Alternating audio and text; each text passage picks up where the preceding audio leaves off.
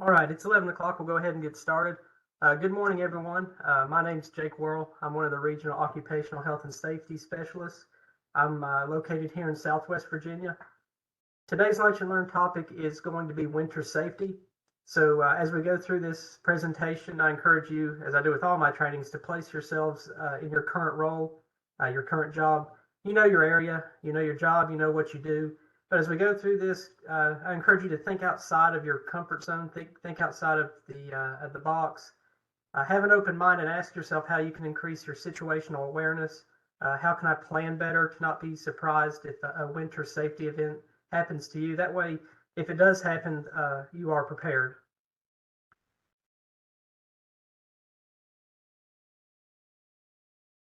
Okay, so we've broken down our learning objectives into 5 categories: frequent winter injuries, winter driving safety. We'll actually review it, the I-95 winter incident a few years ago, or last year, heating and electrical safety, cold weather health hazards, and winter weather preparedness. So slips, trips, and falls are one of the most common injuries we see in the wintertime.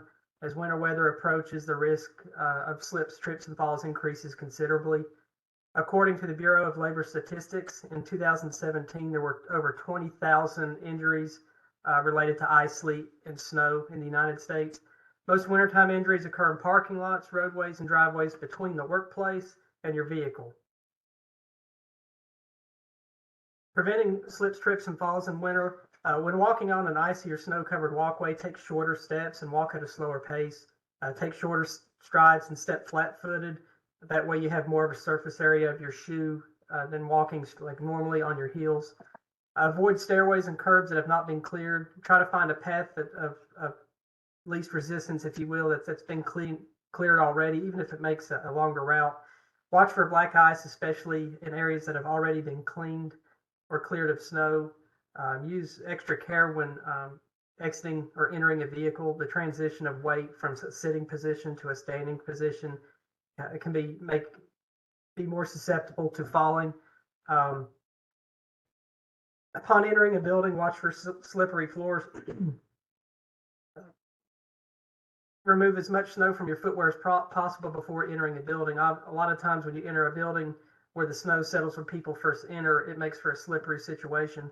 Wear appropriate winter footwear, boots or high traction. They may not be as high fashion, but you can always change once you arrive at your office.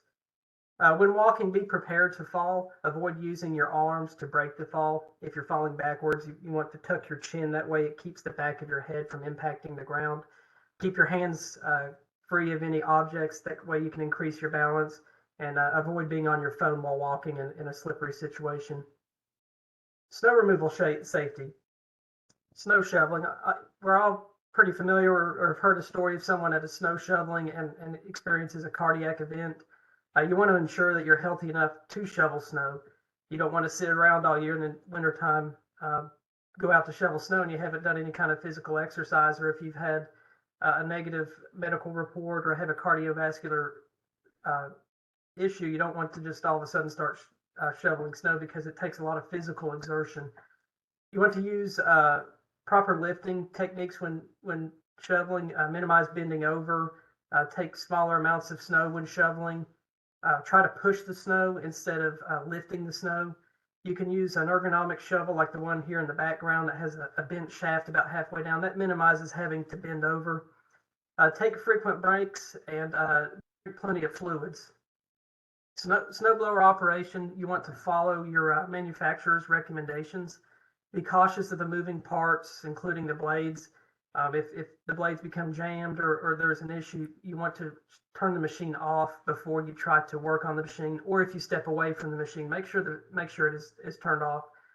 Use ear use ear and eye protection whenever using these, because it is spitting snow out of the spout. You also want to be aware of the exhaust as you're operating the snow blower. You're increasing your physical exertion, so your breathing may increase. And if you're not aware of where the exhaust is going, you may be breathing in exhaust that could lead to other issues. And with both of these, you want to make sure that you have a phone with you in case you experience an emergency. That way you can call for help instead of having to walk back into the office or back into your home to call for help. Shifting gears into winter driving safety. According to NHTSA, in 2021, there were over 121,000 police reported crashes involving snow or sleet conditions. Of these, there were 22,000 injuries and almost 400 fatalities. So that's pretty significant. If there's a winter weather event, you want to stay home if at all possible. Don't drive unless you absolutely have to. And if you do end up having to drive, make sure you plan your trip. You want to plan around snow, not during snow. Some things you can do is ensure that your vehicle is ready for winter. You want to ensure that you have at least 6/32 of an inch of tread, which is more than legally required, but if there's a winter weather condition, you want more. More is better. Ensure that your heater and defroster are working properly. You don't want to be driving down the highway and your window become fogged. Allow for extra travel time. Increase your following distances. And make sure that you're wearing your seatbelt, obviously. Some tips when planning, there's some useful apps that you can download. There's the VDOT 511 app that shows in real time traffic information. You can also view live feed cameras of major highways. Oftentimes I use that if I'm going to certain areas that will require interstate travel. You can just see live what the actual conditions look like. My personal favorite's Waze. It allows travelers to provide real-time updates and information on traffic flow. And then there's obviously other ones like Apple Maps or Google Maps.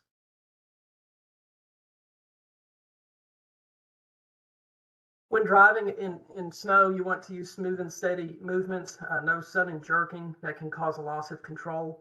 Know your vehicle and utilize all-wheel drive or four-wheel drive if it's equipped. You also want to remove snow from your windshield, roof, and hood. You don't want to be driving down the road in a hood full of snow fly on your windshield and you lose visibility. And also be aware of others. There's many instances where I've been behind a tractor and trailer and they have not removed the snow from the top of the vehicle and a huge chunk flies off. That can cause damage or cause an accident.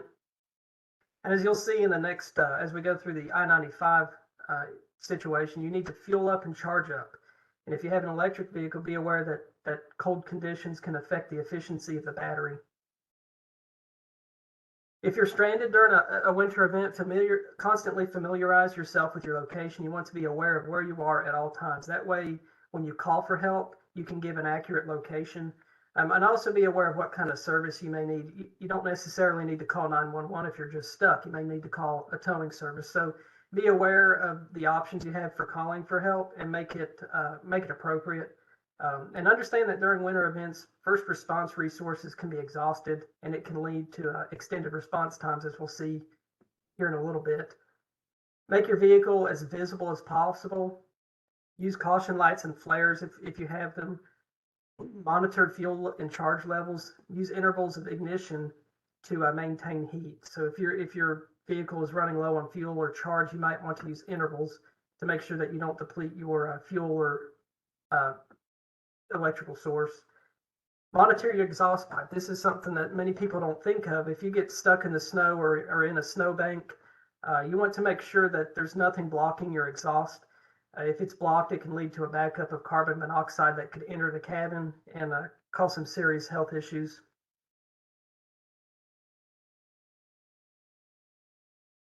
In January 3rd through 4th of 2022, many are familiar with this. There was a large snowstorm that impacted Interstate 95. A large portion of the interstate was closed. This closure stranded motorists for upwards of 24 hours, including Senator Tim Kaine, who was stranded for over 19 hours. According to a VDOT after action report, wellness checks were conducted at the extent possible, but that was not the primary mission. The primary mission was to get traffic moving. So when motorists called for help, there may not have been someone coming. Resources were exhausted, and that's something that we have to keep in mind. So what can we learn from this? Do you think if these motorists knew they would be stranded on an interstate for 24 hours, they would have traveled that day? Would you have traveled that day? I know I wouldn't have. So how can we prepare to minimize the risk of this happening? Is the travel necessary? Am I prepared that way if this does happen? Because nobody thinks it's going to happen to them. Just like these people on the interstate that day, they didn't think it would happen to them, because if they did, they wouldn't have traveled. So just keep those things in mind. Heating and electrical safety. According to the NFPA, nearly half of home heating fires occur from December to February. We are in that time zone right now. Fire departments respond to an average of 44,000 calls related to heating equipment, and a third of all home loss due to heating equipment is from space heaters. So you want to maintain the awareness of your facility's heat source. You want to know if it's gas, electric, coal, and the associated hazards that could be attributed to these. Ensure that exhaust vents are not obstructed or leaking, and that these systems are serviced yearly. Maintain clearance of at least 3 feet from in front of heat sources. You also want to test your smoke detectors and CO2 detectors monthly. You never want to plug a space heater into a power strip, and you only want to plug one high voltage appliance into one outlet at a time.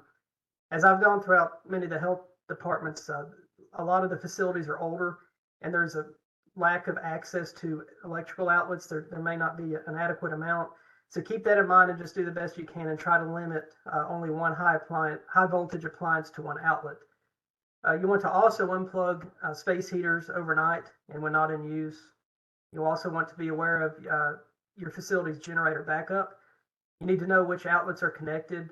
Not all, just because your facility may have generator backup does not mean that all the outlets are covered or connected. You want to ensure your generators are tested. That way, if an event comes where the power is turned off or knocked off, that your generators have been tested, and that way you know of any issues before they're needed. Maintain awareness of the fuel supply, and ensure that the exhaust is unobstructed and away from internal air sources. We had a request at one of the health departments that whenever the generator would do its testing, that there was a strong exhaust smell inside the health department. So we went and did a site survey, and we realized and found that the exhaust for the generator was right next to an air intake for the building's HVAC system. So every time the generator would turn on, it was pumping exhaust into the HVAC system. So obviously we recommended that the exhaust be rerouted. So just keep things like that in mind. Cold weather health hazards. Some of the common cold weather health hazards are hypothermia, frostbite, and trench foot. The National Weather Service has this wind chill chart here at the bottom left. It shows frostbite times in comparison to the temperature and wind. So to prevent cold weather health hazards, obviously the first thing you want to do is dress appropriately. Wear several loose layers of clothing, because tight layers reduce warm blood flow. You want to be aware that movement may be restricted with wearing warm weather clothing. Protect your eyes, ears, and face, hands, and feet, as they are the most susceptible to frostbite. And you want to wear a hat, because the majority of heat can be lost through your head. And wear waterproof boots to prevent instances of trench foot. Hypothermia is prolonged exposures to cold temperatures. Your body loses heat faster than it can produce, and it actually affects the brain. So someone may not know they are having a medical issue going on because they're confused.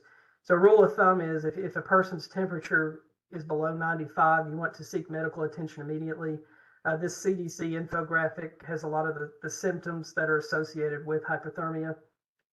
Frostbite is basically the freezing of a body part. It can lead to permanent damage or even amputation. You have a greater chance of getting frostbite if you are improperly dressed or have poor blood circulation. Again, this infographic has some of the signs that you want to be aware of. Treating hypothermia and frostbite. With both, you want to seek medical attention immediately. In the meantime, you want to bring the person inside. Basically, you want to get them dry and get them warm. You don't want to, if someone has signs of frostbite, you don't want to rub the affected area, or you don't want to use an artificial heat source to try to warm the area up, because the person may be numb and they can actually become burned if you apply an artificial heat source. So you want to you can insert the affected body part in warm water, not hot water. Again, you want to seek proper medical attention as soon as possible. Winter weather preparedness is crucial to safety and health department functions.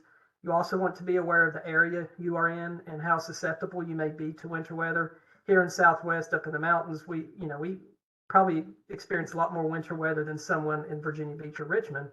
But people in Virginia Beach or Richmond may be more susceptible because they are not as used to having winter weather. So know your area and know what the possibility of winter weather events that could happen in your area. It's important to ensure that your district or office's inclement weather plan is up to date and communicated. You want to have a plan for office closures, how it's communicated, when it's communicated, just to make sure that everyone is on the same page. Familiar yourself with your district or office's continuity plans. That way, if there is a closure, that health department services are still offered. You also want to ensure that snow removal services are arranged much earlier than when winter arrives. You want to have those contracts worked out summer or even in the fall. Know your National Weather Service area. This map here includes the 5 National Weather Service offices that cover our state. There's also the Emergency Preparedness Situational Awareness Dashboard that has a lot of useful resources and information that are in real time. Last week was the National Weather Service's Winter Weather Preparedness Week for Virginia. We're currently in an El Nino weather pattern. As far as temperature looks, they predict above normal temperatures, but periods of snow, cold, and ice are still possible. As far as the precipitation amounts, the estimates that above normal precipitation is also favored. Snowfall averages are normally higher in El Nino weather patterns than La Nina, and so keep that in mind, that there's still a significant chance that we could get winter weather. These are our references, and this is our Occupational Health and Safety Team contact card. If you have any questions, you can reach out to any one of us, or if you have any training needs or assistance, please email this listserv here. And that concludes our presentation. I think we're right close to 20 minutes. I'll entertain any questions you may have. Hey, Jake. Hey, Steve. Yeah, excellent job as always. Thank you. I just wanted to add a couple of things since we have some extra time. Someone who grew up in the Great White North, I can just want to add one thing to your snow shoveling, the points you made there. I know it's counterintuitive for a lot of folks not to wait until it stops snowing to shovel, but I can tell you from experience that it's much easier and much safer to shovel 3 to 4 inches twice than say 6 to 8 inches once, because it's so much heavier. Plus the 3 to 4 you can largely just push instead of having to lift and throw every time. Another thing I learned the hard way back when I was probably in my early 20s, leather-soled shoes are far more slippery on ice surfaces than those with rubber soles. Found that out the hard way. I never bought a pair of leather-soled shoes since. So anyway, those are the 2 things that I just kind of wanted to share. Yeah, that's a good point. Shovel smaller amounts of snow if you have to lift them, and push before you lift. That's a good point. Yeah, because I've had neighbors that just waited until it got done, and then the snow was too heavy for them to lift, and I'm having to shovel out all my neighbors, which I don't mind doing, but it just is a point. Looking at the chat, I see a question. If driving on an interstate, VDOT has its own roadside service as well, free of charge. Though it's best to have your own towing service, VDOT is a good thing and to have as a backup. Yeah, that's correct. VDOT does have contracts on the interstate for towing services, but they're not intended to get you home. They're intended to clear the interstate of any blockages. So they will hook your vehicle up and just get you off the interstate. So keep that in mind. They're not going to take you anywhere. Their intention is to get you off the interstate. When you fall, did you say not to use your hands to break your fall? Yeah, it's recommended that you not use your arms to break your fall. Again, like if you're falling backwards, you want to tuck your chin to avoid your head impacting the ground. That's generally recommended. Tuck and roll. That's right. Any other questions? Well, again, thanks everybody for tuning in. We hope everybody has a good Christmas holiday and New Year's, and thanks again for joining. Yeah, hey, Jake, or maybe this is probably more of a Donald question. Donald, will you let us know when this is us on the OC Health and Safety team anyway, so we can share with others when the recording of this has been posted and is ready on Train? Yes. Thank you so much. So I can share it with my folks. Thank you. Great presentation. Thanks, Jake. You're welcome.